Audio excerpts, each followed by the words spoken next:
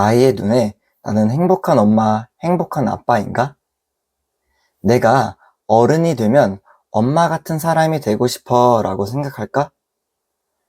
부모 자신의 삶이 전혀 없이 자녀에게만 전전긍긍하는 삶을 보고 아이가 나도 저런 부모가 되고 싶어 라고 하는 경우는 없을 것이다. 여러분은 혹시 알고 계신가요? 아이를 잘 키우는 방법이요. 저는 초등교육 9년차 18개월 딸 아이를 키우는 한 어른으로 아직까지도 아이를 잘 키우는 방법을 솔직히 모르겠습니다. 그래서 가끔은 부러워해요. 친구뿐만 아니라 어른에게도 예의 바르고 자신감 넘치게 행동하는 아이, 뭐든 열심히 참여하는 그런 아이들의 부모님을 말이죠. 저는 한때 아이 교육을 도자기 빚기로 생각했습니다. 너무 힘을 주면 몸통이 좁아져서 물이 들어갈 공간이 부족해지고 너무 힘을 빼면 몸통이 이리저리 휘날려서 모양이 안 만들어집니다. 도자기 빚기도 아이 교육도 모두 이것이 필요했죠. 적당한 힘. 근데 그 적당함이 뭘까요? 뭔가 뜬구름 잡는 느낌이었습니다. 그런 저의 흐릿한 교육 철학을 구체화해 주었던 책이 오늘 소개해드릴 바로 이 책이었습니다. 세상에서 가장 쉬운 본질 육아. 제가 부모님께도 늘 추천드리는 책으로 이번 영상을 보시고 나면 육아와 교육의 무게를 조금은 덜어놓을 수 있을 거라 생각합니다. 책에서 받았던 도움 2가지를 바로 소개해 드릴게요. 첫 번째, 부모를 원망하는 아이로 키우는 방법 1가지. 부모가 원하는 대로 여기까지 왔지만 자신의 병풍을 펼쳐보지 못한 채 성인이 된 사람들이 흔히 겪는 일이다. 여러분은 지금 여러분의 현재를 좋아하시나요? 혹시 아니라면 왜 지금 그 자리에 서 있으신가요? 우리는 보통 공부를 해야 한다는 생각 하나로 초등부터 고등, 대학까지 다닙니다. 그리고 나서 취직을 하거나 자신만의 길로 나아가죠. 여기서 가장 중요한 길잡이를 했던 분은 바로 부모입니다. 이 수학학원은 꼭 다녀야 한다. 좋은 대학만 나와라. 인생 성공이다. 그리고 20살에 시작한 인생의 선로가 결정되면 내 인생이 원래 이랬던 것처럼 그때부터 지금까지 쭉 살아옵니다. 하지만 돌이켜보면 이게 내 길이 맞았나 싶은 생각이 들 때가 있죠. 책에서도 이렇게 이야기합니다.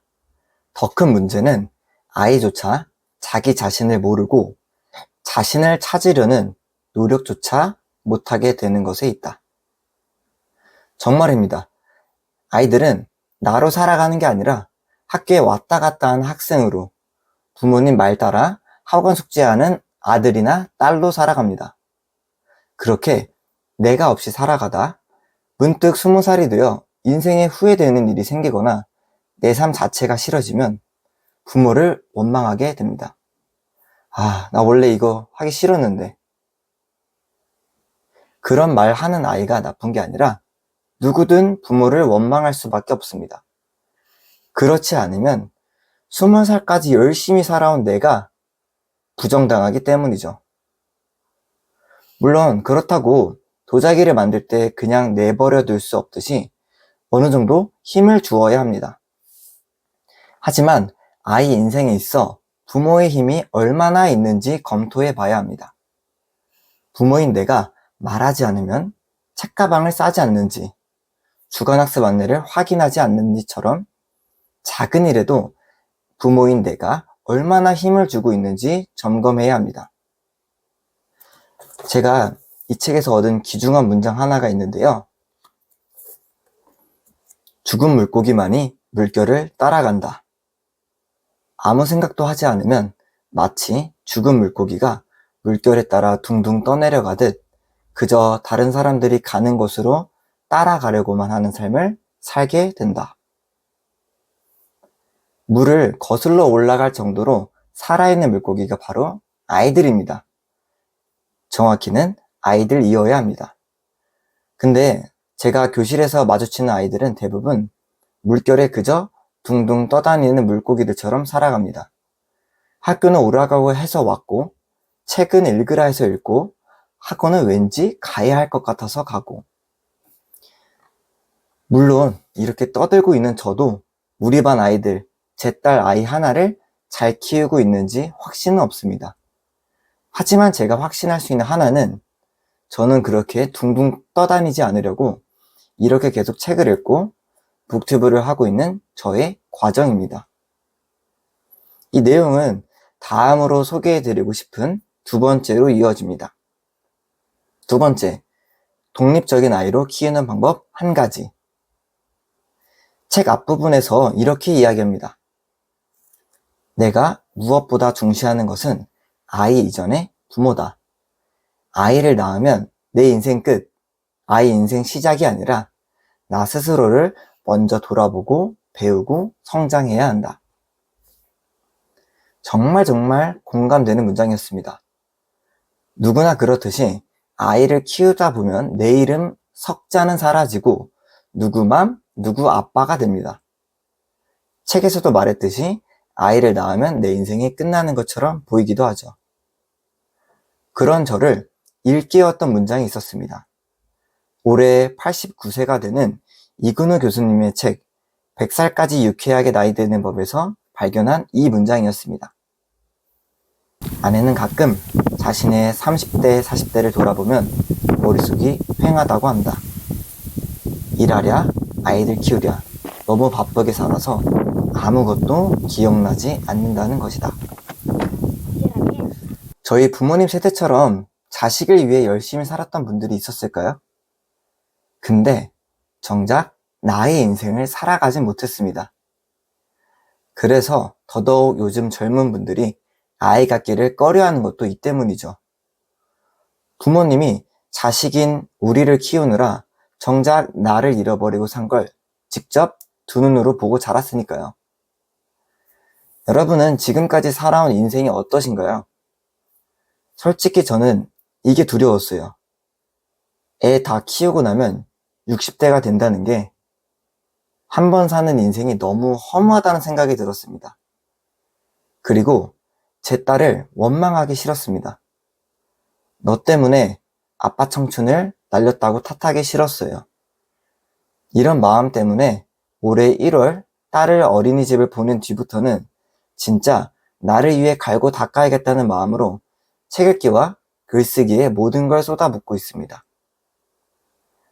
근데 여러분, 부모가 나로 살아가는 것과 독립적인 아이로 크는 것과는 무슨 상관이 있을까요?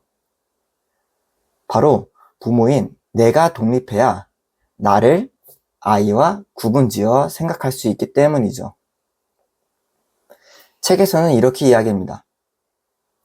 아이를 잘 키워냄으로써 내 자존감을 회복해 봐야겠다는 생각이다. 아이와 내가 완전히 다른 객체라는 개념이 흐려지고 경계가 모호해지면서 마치 아이가 나의 연장인 것처럼 인식될 수 있다. 이때 무의식적으로 아이를 대리만족의 수단으로 여기게 될 수 있는데 여기서부터 부모와 아이의 불행이 시작된다. 부모인 내가 나로 존재하지 않으면 아이를 나로 인식하고 모든 걸 해주고 싶어 합니다. 내 아이만큼은 책을 읽게 만들고 싶고 내 아이만큼은 수학시험에서 100점을 맞았으면 좋겠고 근데 정작 그 속에 아이의 진짜 마음은 하나도 없습니다.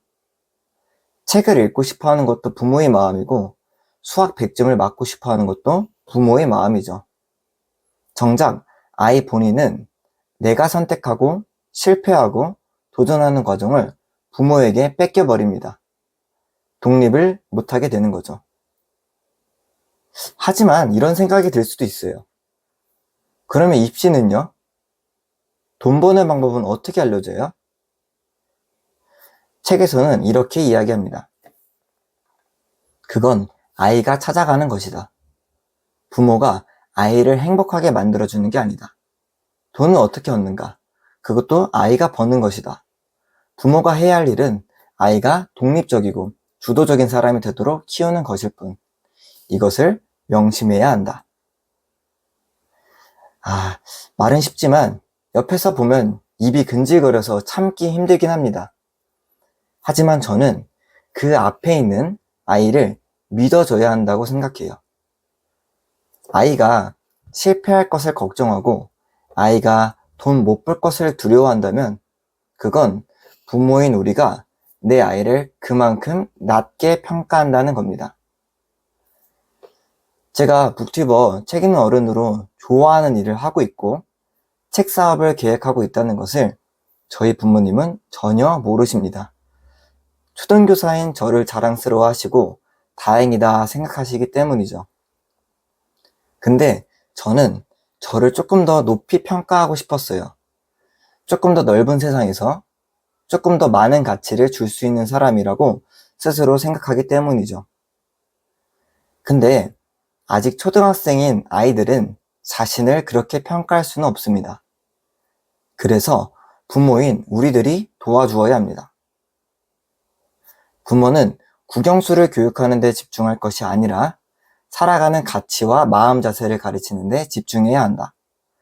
부모는 자녀의 삶이 평탄하기를 바라지만 평탄하기만 삶은 없다는 것도 알고 있다.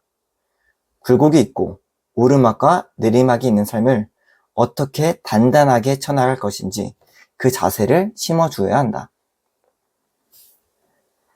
아이들에게 심어주고 싶은 가치들은 끈기, 회복 탄력성, 성장 마인드 등이 있습니다. 이 가치들과 마음 자세를 심어주는 방법은 간단합니다. 부모가 먼저 그걸 갖고 행동으로 보여주면 됩니다. 네, 끝으로 책의 핵심을 정말 잘 보여주는 표현이 있습니다. 바로 밥 짓기인데요. 이것을 끝으로 오늘의 영상을 마무리하려고 합니다. 물이 많으면 밥이 죽이 되듯 보호가 과하면 아이를 망친다. 쌀이 충분히 잠길 정도로 사랑을 충분히 주되 과보호가 되지 않게 주의해야 한다. 그 다음에 필요한 것이 불이다. 불이 안 꺼지게 해줘야 한다. 여기서 부모의 역량이 나오는 것이다. 밥을 지을 때 불을 끊임없이 적절하게 떼줘야 하듯 지속적인 가치 교육을 해줘야 한다. 오늘의 책 어떠셨나요? 제가 정말 좋아하는 책이라 영상이 조금 길어졌습니다. 혹시 여기까지 시청해주신 분들이 있다면 정말 감사드립니다. 한 명의 책 읽는 어른이 되고 싶다면 구독과 좋아요로 저와 함께 해주세요. 감사합니다.